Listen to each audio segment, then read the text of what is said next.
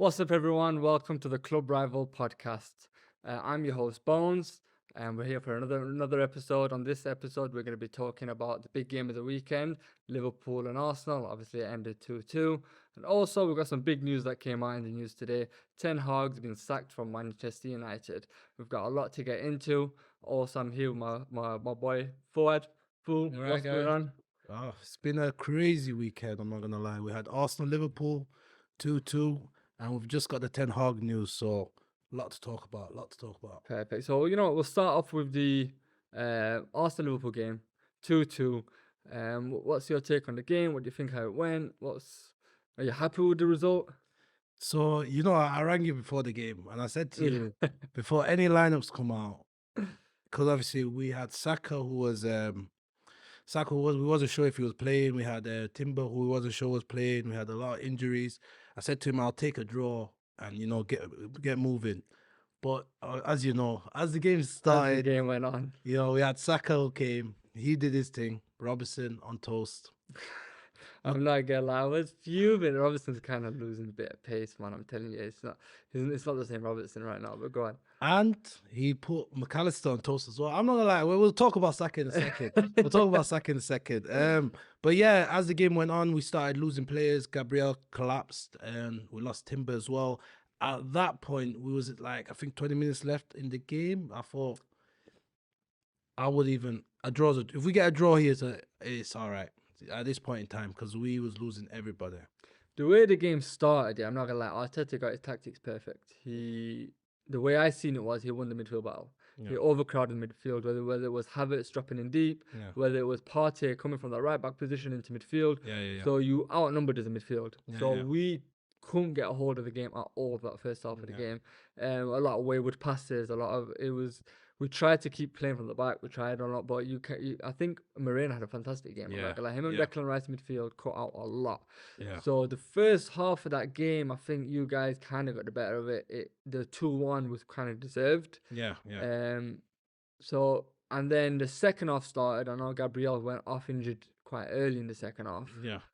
And then I think we started the second half quite well. Anyways, Yeah. it came out kind of quick. You did. And then Arsenal did what they've been doing quite a lot. Once you got a lead, you man are trying to protect it, hold on to it, and it kind of drove you guys a bit deeper and deeper. But you know what? Even in saying that, we weren't breaking it down that much. We weren't creating much chances, and then I think it kind of got to the point where a counter attack.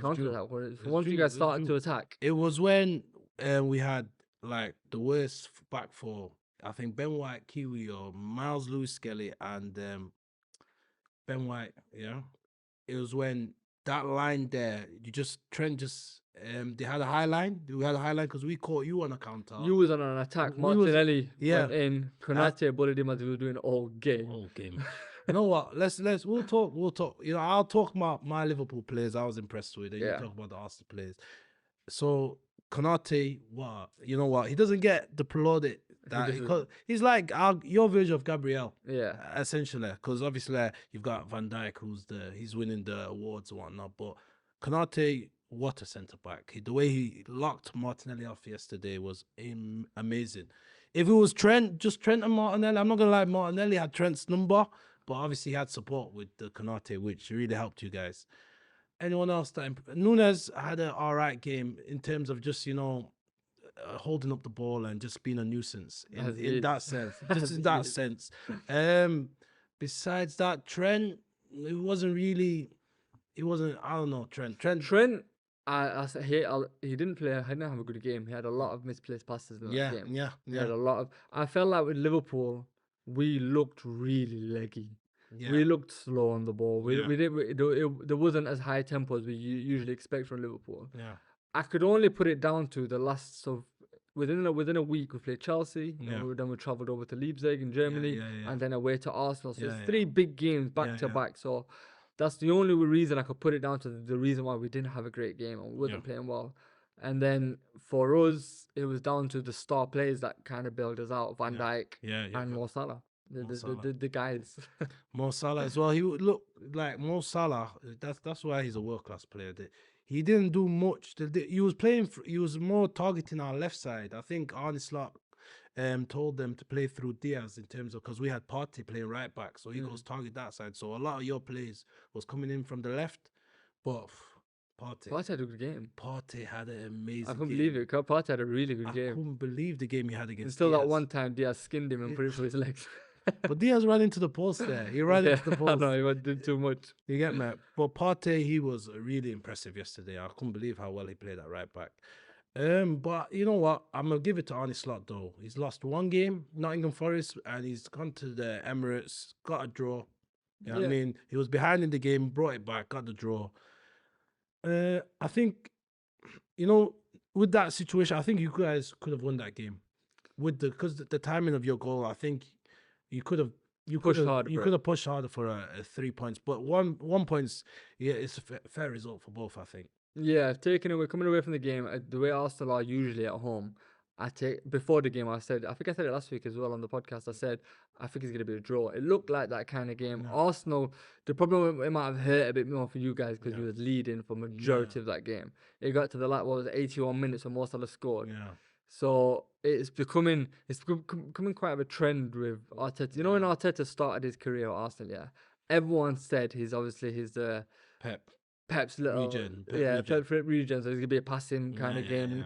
He's just basically gonna copy what, but looking at it, he does nothing what Pep does. And maybe the fact of when Man City got the Centurions that Arteta was there, they was defensively solid. That could have been down to Arteta. He's a defensive minded manager, and you can see it's more, I think, from the previous seasons, like the season 22-23. 22-23, that season there, we went left defensively in terms of, the coming to the end of the year. So where we lost to, I think we were 2-0 ahead in 3 different games. One game was against Liverpool, 2-0 up, and then we conceded 2 goals, and then I think we drew that game. That's when the Trent and Xhaka had it out, and they just woke up the fans. And from there, I think from that season on, he's been a lot more defensive-minded. So last season, he was still playing a bit more fluid. Coming to this season now, it's more like, because he's lost a lot of players as well, bear in mind. So we don't know if this is actually his new identity. Just because of the players he's got available, he can only play that style of football at this moment in time. I would say he should be starting players like Nueri, though. We need to see more of players like that because he is a really, I think depending on the way you guys played, you kind of overpacked the midfield. Yeah. So Nueri would have had a free kind of role anyways, because you had Partey joining, joining. So it might have been a good game for him to get involved. With the way Arsenal played, like I said, I thought Moreno had a very good game breaking up here, and I thought Declan Rice did as well. When with Liverpool, one player that is quite very underrated, and it is when I looked at the lineup and I seen the lineup, the lineup for the midfield was Curtis Jones, was Gravenberch, and it was McAllister. Yeah, and I'm not gonna lie, I felt like Szoboszlai should have been in there from the start. Yeah, he's underrated in the sense of he doesn't create and score. You're a fan. I'm becoming a fan because he does all the dog work. He does all the breaking play and run. And I think against an Arsenal game the way it was yesterday, you need a player. We needed someone like that. He was your tempo. And Arne Slot did do 3 subs, and he was one of them. He took McAllister off for the second half, and that there I think was a better in terms of possession on Liverpool possession of the ball. And changed that. You was more like attacking at that point. Yeah, I think he was the one that got passed it to Trent, and Trent got the long ball. I think he's an important player to have in the team. I do want a lot more from him in the sense of attacking and his final ball and things like that. But I think it's important the way we click as a team, the way the midfield clicks. I think it helps that Gravenberch a bit more and things like that. Like we said, Konate had a fantastic game as well. I felt like, as you were saying, with the way Van Dijk gets all the plaudits, same as Saliba. I think Gabriel and Konate, the defenders that do more of the work, the fighting for the team kind of thing, more of the, because I was watching the Robertson, the Saka goal. Yeah. Robertson was left on his own. Van Dijk could have, so basically if it was all the way around, it would have been Konate attacking that fullback. Yeah, of course. But then on top of that, I don't really blame Van Dijk because the way Havertz were playing, he was doing a lot of them late runs into the box, and they had to kind of keep aware of. If he went in, it was just an easy pass, and Havertz would have scored. So I don't really blame Van Dijk, even though Gary Neville was a bit biased on the commentary. You know, the Liverpool fan, watching that game, he frustrates me because he was so biased against Liverpool, and it's become a common thing. Yeah. And I don't mind it when Liverpool play Man United, I get it. Yeah. But when it's other games and it does get a bit annoying. With the big topics of the game, so I'd go against. So, what did you think about the penalty appeal that you felt like a lot of Arsenal fans the felt? Konate. The Konate and Martinelli. You happy? You figured the penalty? I said my comment while watching the game was he's crazy for doing that. It's not a foul. Yeah, but he's mad for attempting that. He's mad for attempting that because that there is a guarantee. Anyhow, Martinelli steps to the left, right. That's a guaranteed penalty. 100%. I see that as well. But it wasn't a pen. No, even that last chance, when the ball come bouncing and then I think Kiwi jumped over Sabozla. The last that goal. That there again, we can't ask for a goal like that. We can't be. You know what I mean? We've got one Arsenal fan that's actually got a bit. You know what? I'm not gonna lie. You Arsenal fans are doing too much, fam. No. You guys are just completely too much. You know what it is? It's all the thing. There's an agenda against you. You think there's some sort of. There's reality. You gotta accept reality. Look. If we got that goal, I would have not complained. But of course, you can't ask for everything. No, but every week it's like Arsenal fans are coming on Twitter and TikTok and this and they're saying, "Oh, everyone hates us and the referees are against us." There's an agenda. There is a little. There's no agenda. A little bit. You were fighting for the. I think what's his name at the end? Gabriel got a yellow card for fighting the fact you didn't get a corner at the end. It was a corner, whether it was a corner or not. Oh, that should have been a corner. Yeah, but that was hard for the ref to even get to see that. I get it. No, but look, if you watch that, I think he brought his leg out. I think it was Simicast. No, it was a corner. No, but as the ref, can he not see that the players pulled his leg out to stop the ball from going out because he's kicked it? Why would he try and stop it? But the point is, that's petty. Look, no, that's petty. That you might be getting petty. I've been hearing right now saying, there was a lot of 50-50 decisions we didn't get. Yeah, of course. But everyone's saying, Liverpool got all the decisions, Arsenal getting on, referees haters, VAR this. No. It's like, you know what I mean? If you get hurt, if you've been hurt so much over so many different things, not everything, I'm like. But I think at this point, the more you complain, the worse it's going to get. I think refs are going to start fighting you, man. No, but look, like that offside for the VAR, that onside goal for us. Why did it take 5-10? It was like it was a close decision. It was. I knew. This is 100% a goal. I knew it. It was close. It's a big game. I don't mind it taking an extra 2 minutes to get the right decision. What if they did it quick and Newman didn't get the goal? Said, goal. No, but it wasn't. Then you said take a couple more. But if it wasn't a goal and it wasn't a goal, they would have done it in seconds. No, but I'm saying it was close. It was very close. So say they did it in a minute. They wanted to speed up the process. Yeah. And they said to you, Arsenal, no goal. You just said take an extra 2-3 more minutes. Why was the VAR? The VAR was called in to dispute whether or not it should be, which one you on about? The actual Marino goal. Yeah. The VAR was there to check if the on-field decision stands. So they were looking out for the offside on that's why they took so long. They were trying their best. All right, you know what? It was close. I'm going left. I've been sounding agenda based. I'm telling you, Arsenal fans are doing the most right now. You know what? I think you both. Wait, I forgot to talk about the star boy, Saka. Bukayo Saka. He's been injured for what? 3 weeks? False injury. 4. Yeah. He was on holiday. He needed to rest. I knew he started. He needed to rest because he looked fresh. I'm not gonna lie, pumping that first half. I think that left side of Liverpool terrified. Diaz, McAllister, and Robertson. That side there was getting. I think Liverpool went a bit too brave, not doubling up on him. You know how that Saka is always doubled up on. They thought, you know what, Robertson's got him. Yeah, I'm not gonna lie, bad. It didn't work, but then we started to double up. I think then Diaz started to come dropping deep and just helping out a bit. Yeah. But the first 10-15 minutes, it was all Saka running down his. So Bonds, are you ready? It's that question, isn't it?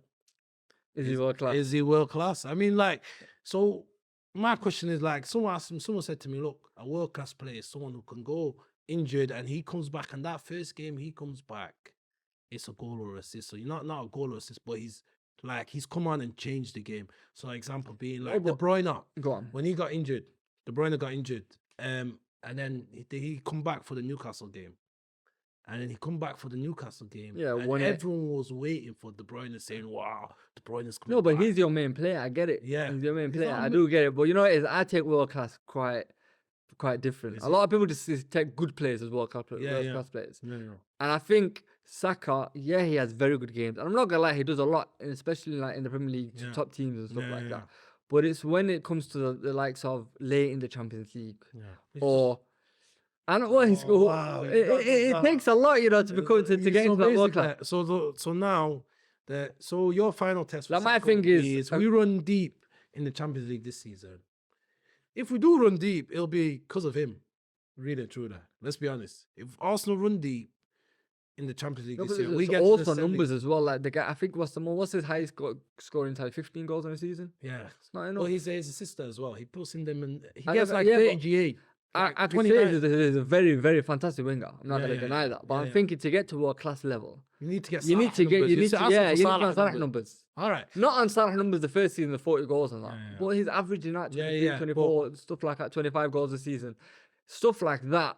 That's when I think he could get into that category. And then Mo Salah was doing it and won as the Premier League, or Mo Salah was doing it and won as the Champions League. Yeah, of course. But I'm quite harsh when it comes to world class. Yeah. Like in Liverpool, there's only a couple I'd say, like Mo Salah, Van Dijk, Alisson, and Trent.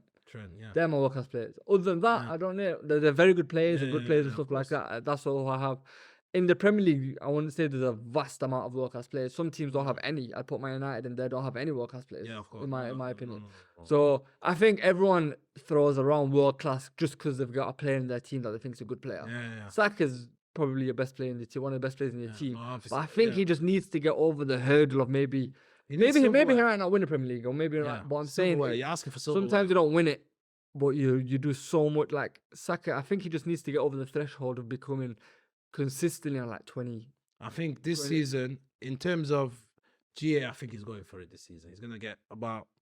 And don't get me wrong, he's not far off for world class. Yeah, I'm not saying he's a million miles away. If he's not world class, he's knocking on the door and just waiting for someone to get to it.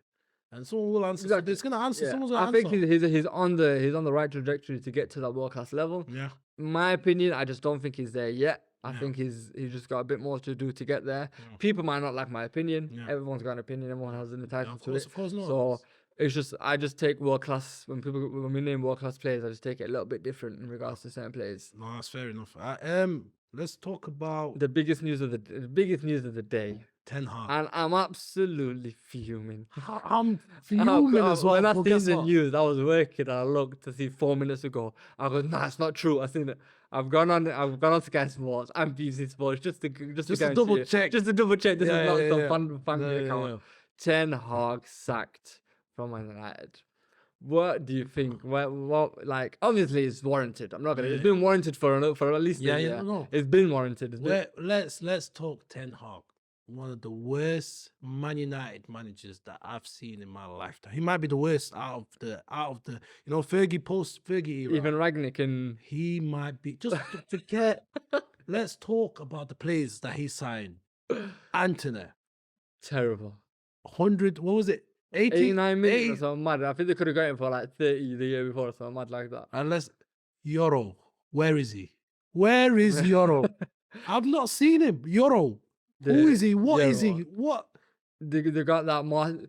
They got like some. Ugarte. Ugarte is still running down the guy from the game this weekend against West Ham. He's still running him down. One of the worst play. I'm not gonna lie. His signings have been terrible. He's the worst. Like to go. You know, my thing is he went to Ajax. Or went to the Dutch league. Who am I gonna get as a winger? Yeah. He looked at Ajax and thought, there's Kudus there, but nah. I'm not gonna go for him. He's too good. He's too good. Anthony's my guy. Anthony, yeah. Oh, what? Right now they're just. I think he just got him dizzy. With the ball. They just spun around. They confused him. 100 million fidget spinner. Just confused him. Spun him. Anthony's like, I don't know. He's not it. I think he could in this. He's the worst, Anthony. I think he's one of the worst Premier League signings of all time, especially for like price of how much paid for him. What his. Has he scored this season? I don't think he scored this season. I don't know what he's I don't think he's done anything. I think, no.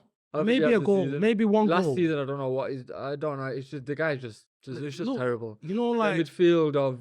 Even the Xerxes guy they bought, I don't know where he fits. Delete. Oh God, Mazraoui who was playing. Mazraoui was playing as a cam in the Fenerbahce game. Yeah. They bought him as a right back. What was he? He's never played. This is the manager they've got, Eric Ten Hag. Now he's gone. A lot of fans are happy. I've seen a lot of fans. Some fans are disappointed. I don't know why. Yeah, he's won 2 cups. I think. Oh, they're calling it the best thing since Alex Ferguson. They've lost it. I'm telling you. These Man United fans. You know what? I feel sorry for you. You was a VAR away from getting knocked out by Coventry in the FA Cup. Remember a that? Whisker. Just a whisker. VAR. They were that close. No, they're the worst. Now they've got rid of him. Now they've got. I think the running is Ruud van Nistelrooy to hold the job for now, depending on how he does. Ruben Amorim. Where we first met. And we need to bring Southgate. Bring Southgate in, man. Southgate for United. Bring him in. We need Southgate in, man. 100%. But yeah, they've got Van Nistelrooy to hold the job for now as a temporary, but depending on how good he does, I think he might get it, if I'm being honest. Another Dutch. Ruben Amorim. They've got also Gareth Southgate and Thomas Frank. That's the list that I've seen so far. I've seen talks about Nagelsmann has agreed. Yeah, he's agreed to accept it if they come for him. I've heard talks about that. I don't like what route. Let's take out. Let's try to be unbiased for a second. Shall I be truly? Out of all the managers, probably Ruud van Nistelrooy is the best choice. You know why? Amaran maybe, but that guy's in everyone's list. Look. If we he wants a lot of money. He came I think he wanted a certain amount for us. We said nah. They need to try some. You know what is? They need to do something like brand new, fresh. They need like a whole new infrastructure change. They need like someone who's gonna, grow the team. Like they're gonna grow. Do you think they should? Do you think they need a whole new rebuild on the team, or do you think they've got more or less a set amount of players that are all right, good players that they just need to work with? Because my thing is, I just think Ten Hag was that bad. He made the players look worse. I don't think they got terrible players. I don't think Agatha is terrible. I don't think Martinez is terrible. I think there's something to work with there. I swear down, they need to sell everybody. Everybody needs to go. They need to do who do they keep? They keep Menu. Mm-hmm. They keep Garnacho as a bench player. You know what I mean? I don't rate him too much, Garnacho. But look, in United's like hard times, Garnacho is the guy shining. Yeah, I swear down, in a good team, he'd be on the bench. He'll be on the bench. You get me? If you're a team fighting for a title, Garnacho shouldn't be your saving grace, like the guy who you rely on. I think the new manager won't like their keeper. Oh no, yeah, he's rubbish. He's very rubbish. I don't think he's a good keeper at all. To be fair, I think I'm not gonna lie. I think last game against Fenerbahce he made 2 world-class saves. I give him that. I will give him that. He made 2 fantastic saves. But for me, with him, is the saves he's meant to make, he doesn't make. They're not meant to make, he makes.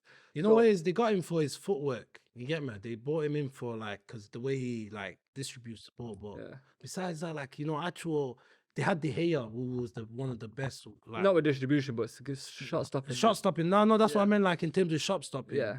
They had De Gea. Now they've got Onana now, who he's one of the worst. He's a bit clueless. His head's in the sky. I always see him dive before the shot. He always tries to intercept and thinks he's smart with it, and they just pass it to the other side. So a lot of the times, I think the goal, even when we played them, I'm not gonna lie, goals went in the corner, but they went in. You know, you just shoot. When you're playing football with the lads and you just see, that's a shit keeper. Oh yeah, let it loose. Just shoot from halfway line. Don't matter. It'll go in. That's how I feel with him. You know what is with United? I think it's the United effect. A lot of players always look worse than they are when they go to United. Like, who's coming to United where you've seen them play good before and now come into United and played even better? Yeah. Tell me one in the last.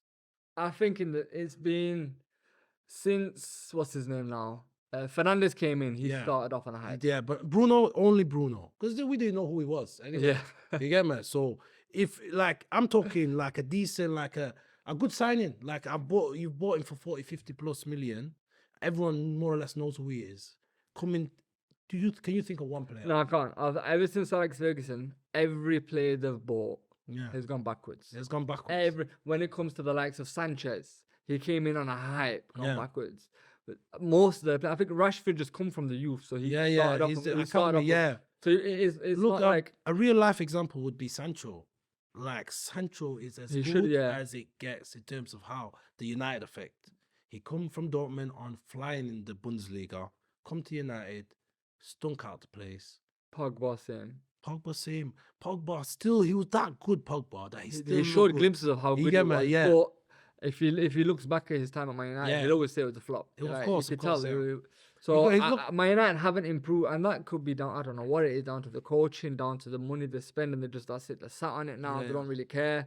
It's a bit of a sticky one with them. They've not improved players in a long time. Where did they stay? They've got new owners. They're saying they changed the infrastructure, so they did like. But they're embarrassing themselves. See what they did with Man City? They asked Man City to put Garnacho and Maino on the plane. I can't. Oh, you man, is that actually true? That is true. You man, that's like you man asking Tottenham, you take one of our players, bro. Just if that come out there, I might just rip my pants. I can't believe Man United, one of the richest, or one of the richest in the world. Imagine they could have paid themselves. Imagine they said, "Yeah, come, me and I Garnacho, go turn them with a lot of passports and that." Yo, get out of here, bro. No, bro. Who's joking? Yeah. See you later. But these managers get embarrassed. They've become a banter club for far too long. You know, this banter club thing. It only lasts about a couple of years. Like we've all been through it. We've all been through it. But you know this has been going strong for over 10 years. How can it be this long? Like they don't look good at any point during these 10 years. Yeah, man. This is like, I don't know, man. But my personal opinion, the one I'd go for, like, I don't think Thomas Frank's a bad manager, but I think he's too big of a jump. I think Thomas Frank is decent. He's a very good manager. I think he's very good, but I feel like he needs another job and then that. Man United's a massive job. I think it is the biggest job in the world. Yeah, Man United is massive. You're not taking on that job and winning. Like, let's say if Ten Hag didn't handle that at all. Zero aura. Every week the guy had beef with the reporters, and he was just making up excuses and just give it a rest. The stuff he was saying. I think his last 2 Europa League games, the guy said, "Oh, we've done so well to become hard to beat." Hard to beat in Europa League, big Man United. Come on, man. You can't even see him on the first page when you look at the table. I don't think they're there. Man United are 14th right now. I think have they won in the Europa League yet? I think they won one game, maybe. I don't even know if they've won yet. They haven't even tracked their results like that. I just see him draw, lose. Draw, lose. They had to sack him. If they didn't sack him, then... But I think, like now they need to replace him. I think probably they'll go with... Van Nistelrooy to the end of the season, I think, because there's no point getting somebody now. You're not buying no one in January. Yeah, of course. They're not buying. They've already bought. Just hold it. Hold it down for a bit. What is holding it down for Man United right now, though? What would you say is holding? They're not getting top 4, and they're not getting relegated. So I don't think they care where they're like. So it's like 10th. 10th is like a survive. I think their aim should be now to get back, just get into Europe. Europa, back into Europe. Or try and do this, because this cup, this new group, new format for the European Champions League makes it easy to really get through. Yeah, I think right now, hopefully win the Europa. I don't see it. I don't think they'll get out of the group. I don't think they'll win anything this year. I think their hopes are maybe to get back into the top 7. Yeah. If that, just to make it not look too embarrassing. And then go from there, get a new manager. I think they'd probably accept the new manager on March time. It depends how Van Nistelrooy does. If he starts playing well, he will do though. But they're gonna do the same thing they did with what's his name? Who was the last manager they got, that interim? Solskjaer. They're gonna do the same thing with that. It's only on the wheel. Only on the wheel. Only on the wheel. It's all looking good. Just like sign the sign the thing. Sign the blood card thing. The thing, and look what happened. Look at that, man. I'll be honest, United, just, you know what I mean, you're going to suffer for a few more years. I'll be honest, it'll be a few more years of suffering. And then maybe they get somebody in that's got a bit of something about them. Yeah. That could change. And then you never know. Like I said, it doesn't take too long. As long as you get the right structure behind. Looks like around behind the scenes they might be doing the right thing. We don't know. We got told a lot that they're doing all this and that. They've already sacked Sir Alex already. They got rid of Sir Alex. They go, yo, you bounce, you innit? You know what? United, I hope, because they're really one of our big rivals. I do want them to actually come back. It's nice to have them in the mix. Because, you know what I mean? I don't even watch that game. They're so irrelevant. I've not watched, I can't sit and watch United spin for bad. Just football, genuine football. They don't play it, man. Yeah. It's not even good to watch. Highlights, I don't want to watch the highlights, bro. I'll be honest. United, RIP, hopefully, you know what I mean? Hopefully get worse. Put it that way. Hopefully get Southgate.